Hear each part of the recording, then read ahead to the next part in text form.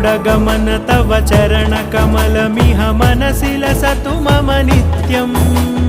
गरुडगमन तव चरणकमलमिह मनसि लसतु मम नित्यम् मनसि लसतु मम नित्यम् मम तापमपाकुरु देव मम पापमपाकुरु देव मम तापमपाकुरु देव मम पापमपाकुरु देव